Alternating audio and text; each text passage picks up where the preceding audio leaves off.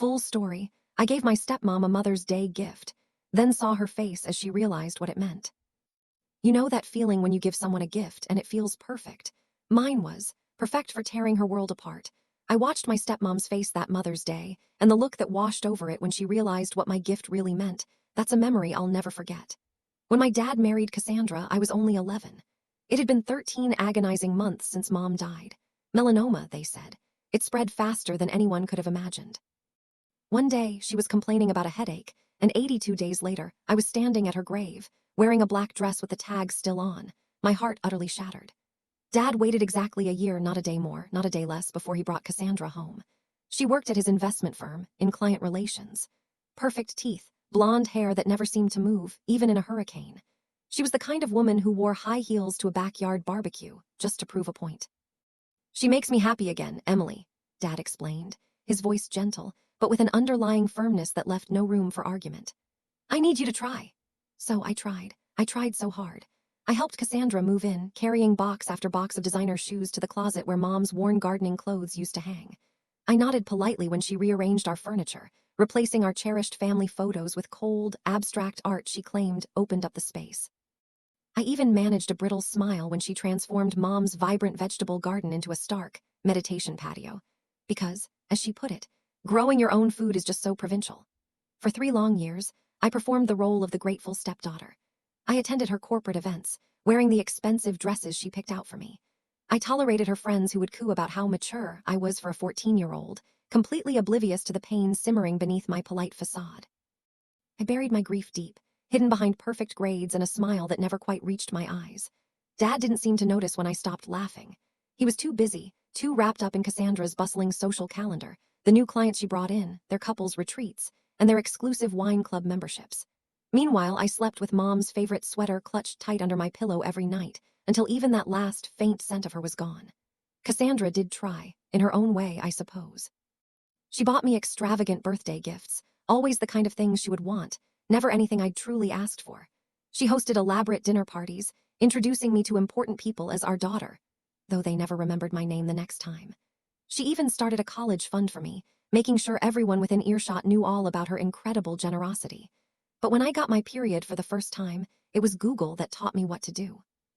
And when I woke up screaming from nightmares about Mom dying, it was the family dog, Old Buster, who would quietly nudge his head into my hand, offering the only comfort I could find. The breaking point came during my sophomore year. I'd been cast as the lead in the school play, the first thing that had truly ignited a spark in me since Mom passed away. Opening night, however, fell on the very same evening as Cassandra's big charity gala. Obviously, you'll need to skip the performance, she said, not even looking up from her phone. The Richardsons are bringing their son. He's at Princeton. Connections, Emily. Dad started to object, but then Cassandra placed her hand on his arm and he stopped. It's just a high school play, he finally said, his voice weak. There will be others. I went straight to my room and pulled out the antique jewelry box Mom had left me. Inside, nestled amongst a lock of my baby hair and her wedding ring, was a journal I'd never dared to open. I was too afraid, too terrified of confronting her final thoughts. That night, through a blur of tears, I read it cover to cover. Most of it was what you'd expect. Her hopes for my future, cherished memories, advice she wouldn't be able to give me in person. But the last entry, dated just 2 weeks before she died, was chillingly different. If you're reading this, Emily, it began, I need you to know about the safe deposit box. The key is taped inside this cover. What you find there will change everything. I'm so sorry. The key was tiny silver with a bank's name etched into it. The next morning, I skipped school and went directly to First National. The manager recognized me. Mom's family had banked there for generations. Your mother said you'd come eventually, he said, leading me to the vault as if he'd been expecting me. Inside the box, a USB drive, several folders of documents, and a letter addressed to me in Mom's beautiful, familiar handwriting. My dearest Emily, it began. By now, Cassandra has probably worked her way into your lives completely. I read the entire letter twice, my hands shaking so violently I almost dropped it. Mom had discovered Dad's affair with Cassandra 6 months before her diagnosis. She'd hired a private investigator who documented everything, hotel receipts, damning text messages, photographs of them together while Mom was picking me up from soccer practice. The investigator's report was meticulous, spanning months. There were photos of Dad and Cassandra entering hotels in 3 different cities, screenshots of text messages that made my stomach churn. She's taking Emily to her mother's this weekend. Come over. Can you imagine when we don't have to hide anymore? And the worst one, the one that broke my heart all over again. Sometimes I wish she would just disappear. That last one was from Dad, sent 4 months before Mom even got sick. I flipped through credit card statements showing lavish dinners at restaurants I'd never heard of, on nights Dad claimed to be working late. Gift receipts for jewelry that never made it to Mom's dresser. A lease agreement for an apartment downtown that certainly wasn't in our family records. But there was more, so much more. The files contained financial records showing that Dad and Cassandra had been systematically transferring funds from Mom's family trust, money meant for me, into offshore accounts. They'd been planning this for years, waiting for what they thought was the perfect moment. Mom's family had built one of the city's largest investment firms over 3 generations. When she married Dad, he was just a promising advisor with ambition. She'd brought him into the company, mentored him, helped him rise to partner. That trust was her family's legacy, and I was supposed to be its future. I found detailed spreadsheets tracking millions diverted through shell companies, fake client accounts, and manipulated investments. The money moved through a dozen countries before disappearing into numbered accounts. Dad's signature appeared on every critical document, Cassandra's on most. And then, the truly horrifying part. Medical records suggesting Mom's unexpected decline might not have been so unexpected after all. Strange test results, unusual prescriptions, toxicology reports she'd commissioned privately when she became suspicious. I started feeling wrong after our anniversary dinner, Mom wrote. Just tired at first, then increasingly ill. The doctors couldn't explain my symptoms. When I began keeping track, I noticed I only felt this way after meals that Thomas prepared specially for me. There were lab reports analyzing hair samples, showing elevated levels of heavy metals consistent with long-term poisoning. Results from tests on food samples from our home. Notes from consultations with 3 different medical specialists who all noted the unusual progression of her symptoms. I can't prove anything, Mom wrote, her words heartbreakingly resigned. And by the time you read this, it won't matter for me, but I couldn't leave you unprotected. The final page of her letter detailed her counterplan, a second, secret trust she'd established in my name. The house, the business I thought Dad controlled, technically, they would be mine when I turned 18. Mom had changed her will 2 weeks before she died, working with lawyers Dad didn't even know existed. I've made sure that what's rightfully yours remains yours, she wrote. The trustees will contact you on your 18th birthday automatically. But if you find this letter sooner, you can reach them using the information in the enclosed envelope. They're ready whenever you are. I sat in that bank's private room for hours, absorbing every single word, every shocking detail. When I finally emerged, I was a different person.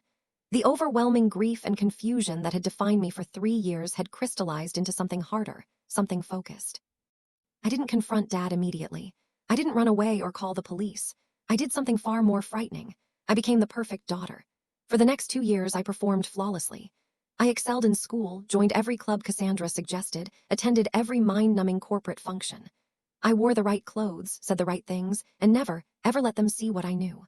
At night, I meticulously documented their ongoing schemes. Each time Dad mentioned a difficult client or a complex investment strategy at dinner, I researched the companies involved, tracking the money through their labyrinth of fake entities. I created my own spreadsheets, building on Mom's original work. My bedroom became my command center. I even installed a hidden safe behind my bookshelf where I kept copies of everything. I recorded conversations at family dinners, business discussions they had when they thought I wasn't listening. I photographed documents Dad brought home and carelessly left on his desk, utterly confident that his 16-year-old daughter would never understand their significance. By the way, if you're still with me, still hooked on this twisted tale of betrayal and quiet revenge, make sure to hit that subscribe button. You won't want to miss what else I have in store for you. 6 months after finding Mom's letter, I felt ready to contact her trustees. The envelope contained 3 business cards, a forensic accountant, a lawyer specializing in financial crimes, and a retired judge who had been Mom's father's closest friend. I met them at the judge's home one Saturday, telling Dad and Cassandra I was at debate team practice. I told them everything over the phone, but seeing their faces as they reviewed the actual evidence was a different experience entirely. The accountant closed his eyes briefly when he saw the sheer extent of the fraud. Lawyer swore under her breath. The judge looked at me with a profound mix of sadness and cold, hard anger. "Your mother was one of the finest people I've ever known," he said, his voice gruff. "What do you want to do, Emily?" I had spent months considering my options. I could have exposed everything immediately, sending Dad and Cassandra straight to prison. I could have run away, waiting until I turned 18 to claim my inheritance. I could have confronted them, forcing a painful public reckoning.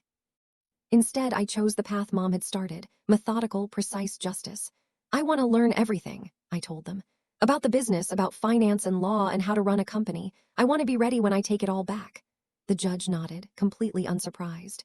Your mother said you'd say that. She left instructions for us if you chose this path. For the next 18 months, I lived a double life. At home and school, I was the perfect, accomplished daughter Cassandra could brag about at parties.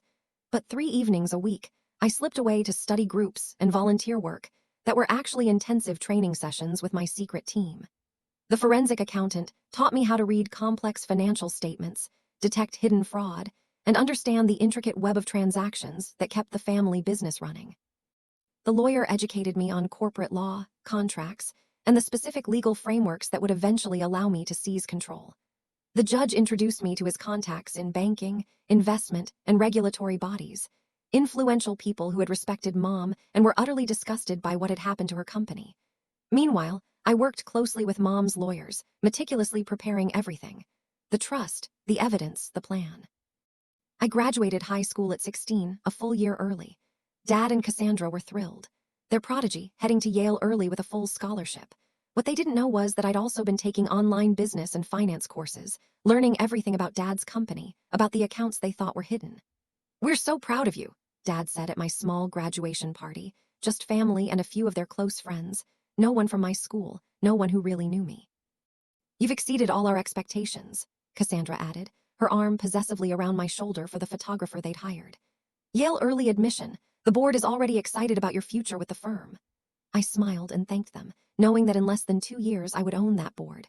The summer before college, Cassandra announced she wanted to adopt me legally.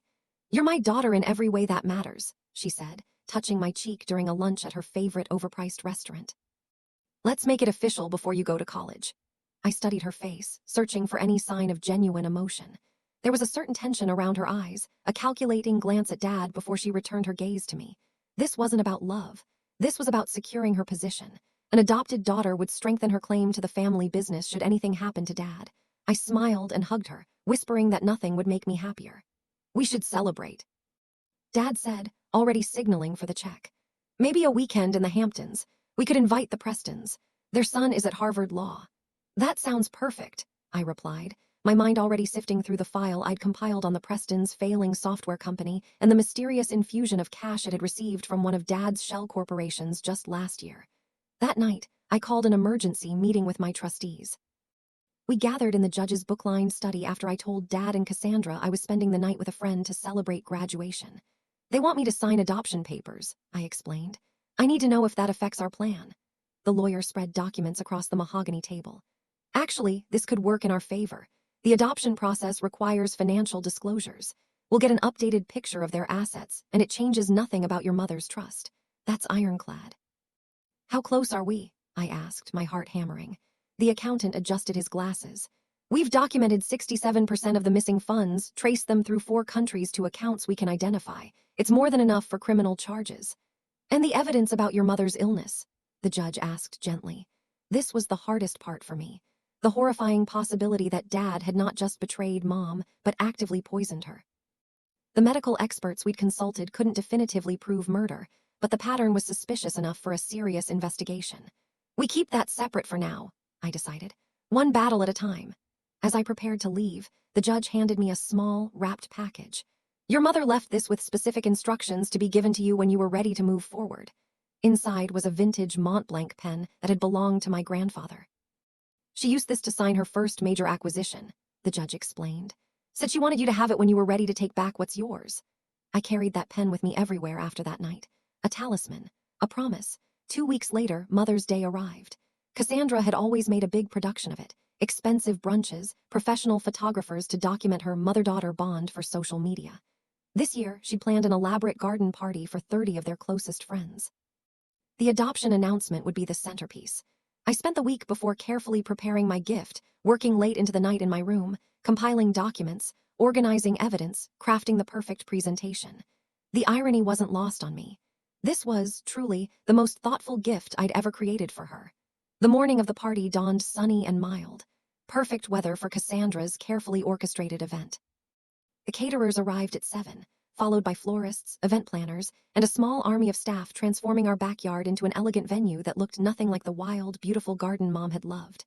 I found Cassandra in her dressing room, surrounded by rejected outfit options. "What do you think?" she asked, holding up two nearly identical cream-colored dresses. "The Dior or the Chanel?" "The Chanel," I said, noticing how she immediately set aside the Dior, the one I'd actually liked. "I have something special for you," I told her, handing her an elegantly wrapped box with a silver bow. "Oh, you didn't have to," she said, her surprise seeming almost genuine. We both knew I never given her a Mother's Day gift before. "I wanted to for today's announcement." She set the box aside. "I'll open it later during the party, more special that way." "I'd rather you open it now," I insisted, my voice carefully neutral. "It's personal." Something in my tone made her pause. She studied my face, then reached for the box. Inside was a custom-bound book, on the cover embossed in gold, "A Daughter's Gratitude." "Oh, Emily," she breathed, clearly expecting a collection of sentimental photos and tributes. Her hands trembled slightly as she opened it. The first page showed a picture of Mom smiling from before she got sick. "What is this?" Cassandra asked, her voice tight, a flicker of suspicion in her eyes. "Keep going," I said gently. "It gets better." Page by page, the book told the story Mom had left me. Hotel receipts, bank statements, medical reports, each carefully annotated in my neat handwriting. I watched her face transform as she turned each page. Confusion gave way to shock, then anger, then pure, raw fear. By the time she reached the section on the diverted trust funds, her makeup had started to run, sweat beading on her forehead. "This is absurd," she whispered, but she kept turning the pages, unable to stop. In the final section, details of the restructured trust, the legal proceedings already in motion, and the meeting scheduled tomorrow morning with the FBI's Financial Crimes Division. "Those offshore accounts you and Dad set up," I said conversationally, perching on the edge of her vanity. "They're not as untraceable as you thought. Did you know that 17 countries have signed new banking transparency agreements in the last 5 years? Or that electronic fund transfers leave timestamps that can be matched to your cell phone's location data?" Her face drained of color. "You and your father will be very interested in the terms I'm offering," I finished, still smiling as the doorbell rang, announcing the first guests. "Much better than prison." She stood, knocking over her mimosa glass. "You ungrateful little..." "Careful," I whispered, cutting her off. "Your guests are watching, and I'm still deciding whether to show them what's in Chapter 3. She glanced down at the book, still open to a page showing her text messages to Dad from the week Mom was hospitalized. Messages complaining about hospital visiting hours interfering with their dinner reservations. "What do you want?" she hissed, straightening her dress with shaking hands. "You're going to go downstairs and host your party. You're going to smile and laugh and be the perfect hostess. And tomorrow morning at 9, you and Dad will meet me at Judge Henderson's office to discuss terms for your continued freedom." Her eyes darted around the room, perhaps looking for a way out, finding none. "This is blackmail." "No," I corrected her. "This is justice, with a touch of mercy if you earn it." I moved toward the door. "You have 30 seconds to fix your makeup. People are waiting." The party lasted 3 excruciating hours. Cassandra maintained her composure through trembling hands and a fixed smile that never quite reached her eyes. I played the adoring daughter perfectly, toasting her influence on my life, watching her flinch at each double meaning only we understood. "Emily has been such a blessing," Cassandra told Mrs. Henderson, the judge's wife. "I couldn't love her more if she were my own blood. And Cassandra has taught me so much," I added, meeting her gaze steadily. "About loyalty, about consequences." Mrs. Henderson looked between us, sensing the strange undercurrent, but completely unable to place it. "Well, you're obviously wonderful for each other." Dad texted that he was running late from his golf game. Just as well, his gift was waiting in his office, an identical book with additional documents specific to his role in the fraud. The guests gradually departed as the afternoon waned, complimenting Cassandra on the lovely event and congratulating me on Yale. I stood beside her at the door, accepting hugs from women who smelled of expensive perfume and insecurity, shaking hands with men who'd known my grandfather but couldn't quite remember my name. "Is everything all right with Cass?" one of Dad's partners asked me quietly. "She seems a little tense." "Oh, she's just emotional about the adoption," I explained, laying it on thick. "Today means so much to her." After the last guest left, Cassandra disappeared upstairs. I found her 20 minutes later, frantically packing a suitcase. "Going somewhere?" I asked from the doorway. She whirled around, a handful of jewelry clutched in her fist. "You can't prove any of this, it's circumstantial, The FBI doesn't think so, neither does the SEC, I interrupted calmly. "But feel free to run, they're expecting that. There's an agent parked at the end of our street, has been for 3 days. This was a bluff, of course, the authorities weren't involved yet. That was part of the leverage in my negotiation strategy, but Cassandra didn't know that. She sank onto the bed, her half-packed suitcase open beside her. What happens now? Now we wait for Dad, then we talk terms. Dad arrived an hour later, calling Cassandra's name as he entered. I met him in the foyer, his gift in my hands. Where's Cass? How was the party? He asked, loosening his tie. She's upstairs, and I think you should open this first. I watched the same sequence of emotions cross his face as he paged through the evidence. Unlike Cassandra, he went completely silent, his lawyer's training kicking in, even in shock. When he finally looked up, his expression was unreadable. Where did you get all this? Mom left it for me, along with instructions. Something like pain flickered across his features, quickly suppressed. Emily, whatever you think you know, is documented in triplicate and stored in multiple secure locations. I finished for him, my voice steady, including evidence about Mom's health decline that suggests more than just financial crimes. His face went ashen at that. You can't possibly believe that I poisoned her. I don't know. The evidence is inconclusive, but strong enough for an investigation if I choose to pursue it. He closed the book carefully, as if it might explode. What do you want? The same thing I told your wife. 9 a.m. tomorrow, Judge Henderson's office. We'll discuss how you can avoid prison. That evening, after the guests had gone, I found Cassandra sitting alone in the dark of Mom's former garden, surrounded by the sterile white furniture she'd chosen to replace the wildflowers. Why now? She asked, not looking at me. Why wait all this time? I sat beside her, smoothing my dress. Mom taught me patience, and I needed to understand everything first. What do you want? I'd rehearsed this moment for 2 years, imagining satisfaction, maybe even joy. Instead, looking at this woman who'd helped destroy my mother, I felt hollow. Dad transfers control of the company to me through the original trust mechanism. You both resign publicly but continue as consultants under my supervision. The money you diverted returns to the trust. In exchange, I don't pursue criminal charges.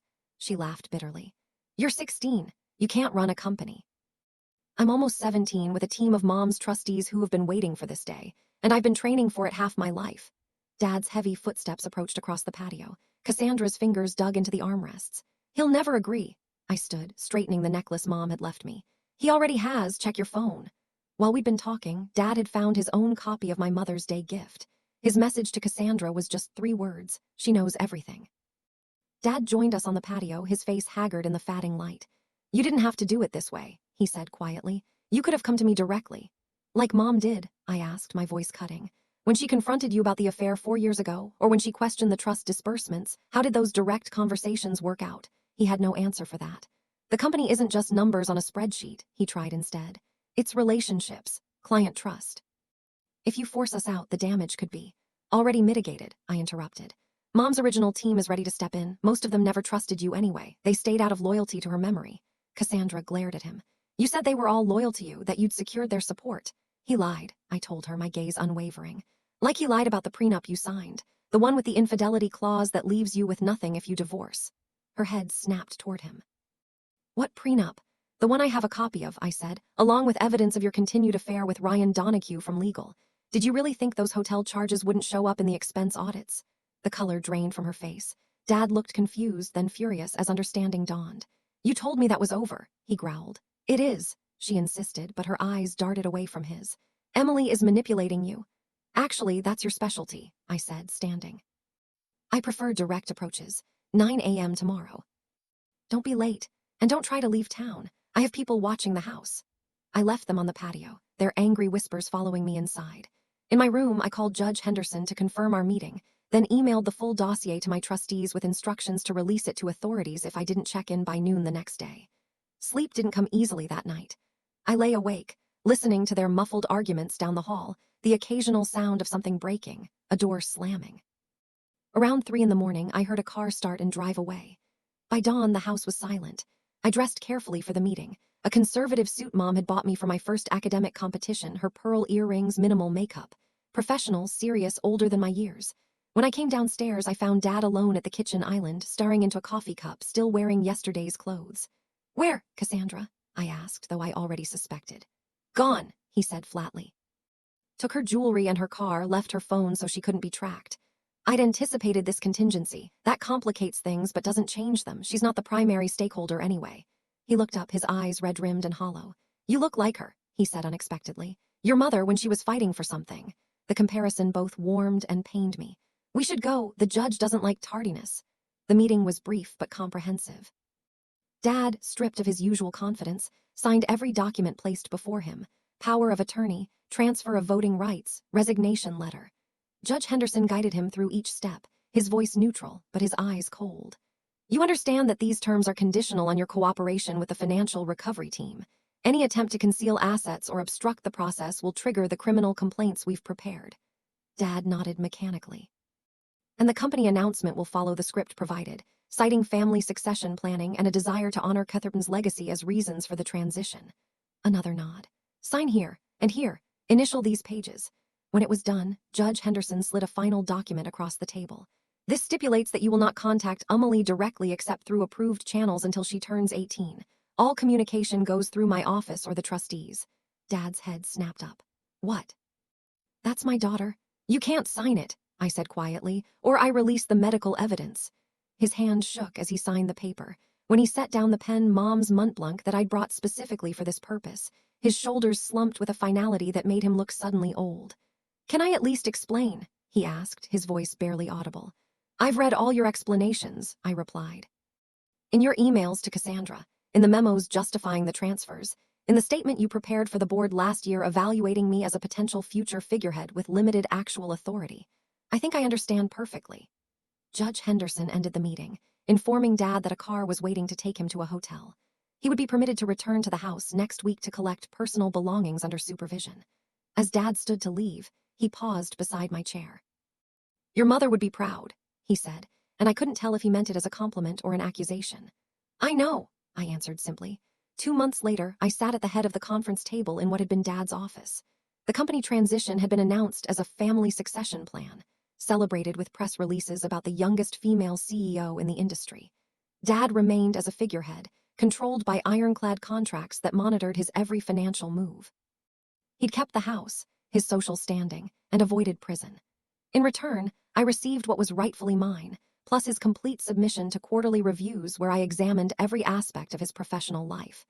The trustees formed my executive team, guiding me through the countless decisions required to stabilize the company after years of Dad's manipulation. I deferred Yale for a year, focusing instead on practical business education at the firm. Cassandra resurfaced in Miami 3 weeks after she fled. The FBI picked her up trying to access one of the offshore accounts we'd flagged. She spent 2 nights in jail before Dad's lawyers negotiated her release in exchange for her full cooperation. She returned to Connecticut under strict monitoring, living in a company-owned condo, and working as a client liaison with severely limited authority. The prenup I'd mentioned proved prophetic. Dad filed for divorce, citing abandonment and infidelity, leaving her with only what the separation agreement we'd crafted allowed. She fought it initially, threatening to expose the company's fraud, until my lawyers reminded her that she'd be the first target of any investigation. It wasn't justice for Mom. Nothing could ever truly be. But it was the beginning of something she'd wanted for me. Control of my own future. Protection of the legacy she'd built. Accountability for those who had betrayed her. The search for definitive proof about Mom's illness continued quietly. I hired specialists to re-examine tissue samples the hospital had preserved. Ordered new tests on items from her vanity that I'd kept untouched. Interviewed medical staff who had treated her. The results remained frustratingly inconclusive. Suspicious patterns, yes, but no smoking gun. Dad maintained his innocence on that front, even in private meetings with his attorneys where he admitted to everything else. The cancer was real, he insisted. I never touched her medication, never altered her food. I wanted her gone, yes, I'm guilty of wishing her dead, but not of making it happen. I didn't know whether to believe him. Part of me needed him to be guilty of everything, a complete monster whose destruction I could pursue without reservation. Another part desperately wanted this one line to remain uncrossed, preserving some tiny fragment of the father I once loved. The company flourished under new management. We unwound Dad's complicated schemes, recovered most of the diverted funds, rebuilt client relationships damaged by his shortcuts. I worked 16-hour days, sleeping on the office couch more often than at home. Home. The house no longer felt like one. I sold it 6 months after taking control, moving into a downtown apartment within walking distance of the office. Dad relocated to a smaller house in the suburbs, stripped of his country club memberships and most of his social circle when the carefully worded, but transparent company statement made it clear he'd been forced out. Last week, I visited Mom's grave for the first time since reading her letter. I did what you asked, I told her, placing wildflowers against the stone. The company is safe. Your legacy is protected. I wish you could see it.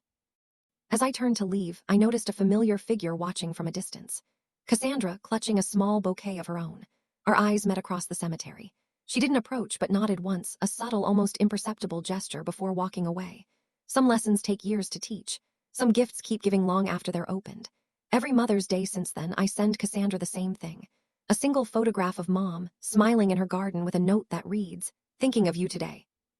She never responds, but I know she understands. It's the only language we have left.